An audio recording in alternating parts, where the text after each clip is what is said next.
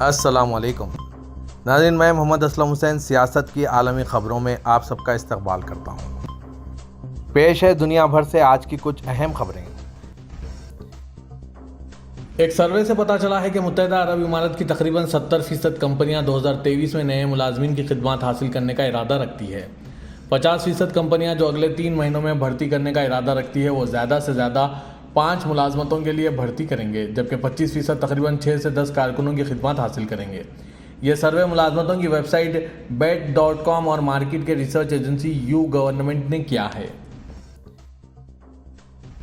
شیخ مکتوم بن محمد بن راشد ال مکتوم دبئی کے نائب حکمران، نائب وزیر اعظم اور وزیر خزانہ نے متحدہ عرب امارات کی وفاقی جنرل بجٹ کمیٹی کے 7ویں اجلاس کی صدارت کی۔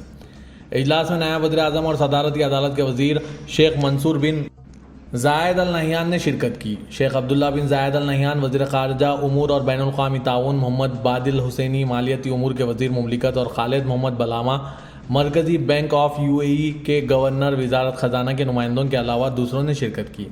جنرل بجٹ کمیٹی نے موجودہ مالی سال کے دوران حقیقی اخراجات اور محصولات اور متوقع محصولات کی روشنی میں مالی سال 2022-23 کے لیے وفاقی کیش فلو سمیت متعدد موضوعات پر تبادلہ خیال کیا۔ کینیڈین آرکیٹیکچرل کمپنی مون ورلڈ ریزورٹس نے دبئی میں $5 بلین کی لاگت سے دیو ہیکل چاند کی شکل میں ایک بہت بڑا ریزورٹ بنانے کی تجویز پیش کی ہے۔ اس ریزورٹ کو سینڈرا جی میتھیوز اور مائیکل آر ہینڈرسن نے تجویز کیا ہے، جسے 48 ماہ میں تعمیر کیا جائے گا اور اس کی مجموعی اونچائی 735 فٹ یعنی 224 میٹر ہوگی۔ توقع ہے کہ چاند کی شکل کا یہ ریزورٹ سالانہ تقریباً 2.5 ملین زائرین کو راغب کرے گا۔ عربین بزنس کی ایک رپورٹ کے مطابق یہ ریزورٹ باہر سے چاند کی سطح سے ملتا جلتا ہوگا، جس کا رقبہ 10 ایکڑ ہے، اور اس میں ایک کالونی بھی شامل ہے جس کا مقصد خلائی سیاحت کے خواہش مند افراد کے لیے کم قیمت پر اصل میں خلا میں سفر کرنے کی ضرورت ہے ایسا پیش کیا جائے گا۔ سعودی ولی عہد شہزادہ محمد بن سلمان سے منگل کو جدہ کے قصر السلام میں کویتی وزیر اعظم شیخ احمد بن نواف ال صباح نے ملاقات کی ہے۔ سعودی خبر رساں ایجنسی SPA کے مطابق شہزادہ محمد بن سلمان نے کویتی وزیر اعظم کو ان کے اپنے دوسرے گھر سعودی عرب میں خوش آمدید کہتے ہوئے کہا کہ میں یہاں آپ اور ہماری وفد کے خوشگوار قیام کا آرزومند ہوں۔ کویتی وزیر اعظم نے شاہ سلمان بن عبدالعزیز کے لیے مکتوب ولی عہد شہزادہ محمد بن سلمان کے حوالے کیا۔ امیر کویت اور نائب امیر کی جانب سے خیر سگالی کے پیغامات بھی پہنچائے گئے۔ خادم حرمین شریفین شاہ سلمان بن عبدالعزیز کی ہدایت پر شاہ سلمان مرکز برائے امداد و انسانی خدمات نے پاکستان سیلاب زدگان کی مدد کے لیے فضائی پل قائم کیا ہے۔ سعودی خبر رساں ادارے SPA کے مطابق شاہ سلمان مرکز کے ڈائریکٹر ڈاکٹر عبداللہ العربیہ نے منگل کو ریاض کے کنگ خالد انٹرنیشنل ایئرپورٹ سے پاکستانی سیلاب زدگان کی مدد کے لیے فضائی پل کا افتتاح کیا ہے۔ حرمین انتظامیہ کے سربراہ اور مسجد حرم کے امام و خطیب شیخ ڈاکٹر عبد الرحمن السدیس نے کہا ہے کہ پاکستانی سیلاب زدگان کی مدد کرنا ہماری دینی فریضہ ہے۔ سبق ویب سائٹ کے مطابق انہوں نے خادم حرمین شریفین شاہ سلمان بن عبدالعزیز اور ولی عہد شہزادہ محمد بن سلمان کا کنگ سلمان سینٹر برائے انسانی امداد کے تحت پاکستانی سیلاب زدگان کے لیے عطیات مہم کی منظوری پر شکریہ ادا کیا ہے۔ انہوں نے کہا کہ مشکل گھڑی میں پاکستانی عوام کی مدد کرنا سعودی قیادت کے لیے نئی بات نہیں۔ سعودی قیادت نے ہمیشہ عرب، مسلم اور عالمی برادری کی مشکل اوقات میں مدد کی ہے۔ سعودی حکومت اور فلپائن نے 7 نومبر 2022 سے سعودی عرب کے لیے فلپائنی کارکنان کی درآمد بحال کرنے پر اتفاق کیا ہے۔ گھریلو عملہ بھی آنے لگا ہے۔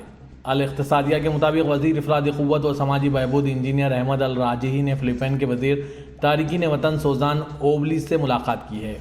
انجینئر احمد الراجحی نے بتایا کہ فریقین نے فلپائن سے سعودی عرب افرادی قوت کی درآمد کی بحالی کے حوالے سے تعاون کی یادداشت پر دستخط کیے ہیں۔ فن لینڈ کی وزیر اعظم سائنا میرین نے کہا ہے کہ فن لینڈ کی نیٹو رکنیت درخواست کے بعد ترکیہ کے ظاہر کردہ اندیشوں کے معاملے میں ہم ترک حکام کے ساتھ مستقل رابطے میں ہیں اور مل کر کام کر رہے ہیں۔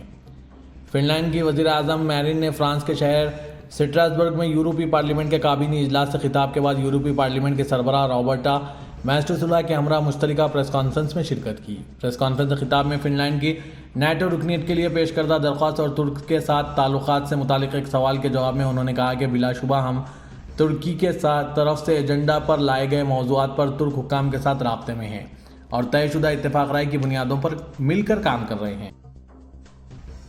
یوکرین کے سامنے روسی فوج کے کمزور ہونے کی خبروں کے بعد اب روس ایک بار پھر اپنی طاقت کا مظاہرہ کرنے کی تیاری کر رہا ہے۔ روس کی وزارت دفاع نے اس جنگ کے بارے میں اپنے روزانہ انفارمیشن بلیٹن میں کہا ہے کہ روس یوکرین کی فوج پر تمام سمتوں سے بھاری فضائی راکٹ اور گولہ بارود سے حملے کر رہا ہے۔ روس نے شمالی یوکرین سے اپنی فوج نکال لی ہے، خاص طور پر کارخیف کے علاقے میں۔ اس سے قبل یوکرین کی فوج نے روسی فوج کو مسمار کرنے کے لیے تیز رفتار جوابی حملے کیے تھے۔ ہندوستان کی ریاست تلنگانہ کے بی جے پی کے ایم ایل اے اٹلا راجندر کو مکمل سیشن تک اسمبلی سے معطل کر دیا گیا ہے۔ اسمبلی کے اسپیکر نے اعلان کیا ہے کہ انہیں اجلاس کے اختتام تک معطل رکھا جائے گا۔ وزیر امور مقننہ ویملا پرشانت ریڈی نے مطالبہ کیا کہ اسپیکر سے معافی مانگنے کے بعد اٹلا راجندر کو ایوان میں جاری رہنا چاہیے، تاہم اٹلا نے معافی مانگنے سے انکار کر دیا۔ وزیر پرشانت ریڈی نے معطلی کی تحریک پیش کی اور ایوان نے اسے منظور کر لیا۔ اس کے ساتھ ہی اسپیکر نے راجندر سے ایوان کو چھوڑنے کی ہدایت دی۔ ریاست تلنگانہ میں 26 سپٹمبر سے تمام ریاستی اسکولوں کے لیے دسہرے کی 14 دن کی تعطیلات دی جا رہی ہے اور وہ اسکول 10 اکتوبر کو دوبارہ کھلیں گے۔ دسہرے کا تہوار 5 اکتوبر کو ہے۔ محکمہ اسکول ایجوکیشن کے جاری کردہ تعلیمی کیلنڈر کے مطابق مشنری اسکولوں میں کرسمس کی چھٹی 22 دسمبر سے 28 دسمبر تک اور نان مشنری اسکولوں میں 13 جنوری سے 17 جنوری 2023 تک منائی جائے گی۔ شہر حیدرآباد میں بھاگیہ نگر گنیش اتسو سمیتی کے جنرل سیکرٹری ڈاکٹر بھگونت راؤ نے الزام لگایا کہ ریاستی حکومت نے آسام کے وزیر اعلیٰ ہمانتا بسوا شرما کے دورے کے دوران رکاوٹیں پیدا کرنے کی کوشش کی۔ پولیس نے آسام کے وزیر اعلیٰ کو چار مینار پر ڈائس پر آنے کی اجازت نہیں دی۔ انہیں سمیتی کے قائم کردہ پلیٹ فارم سے عوام سے خطاب کرنے سے روک دیا گیا۔ یہ بات بھگونت راؤ نے کہی۔ ڈاکٹر بھگونت راؤ نے ریاستی حکومت پر الزام لگایا کہ وہ تلنگانہ آنے والے ایک حاضر سروس چیف منسٹر کو مناسب سیکورٹی اور تحفظ فراہم نہیں کر پائی ہے۔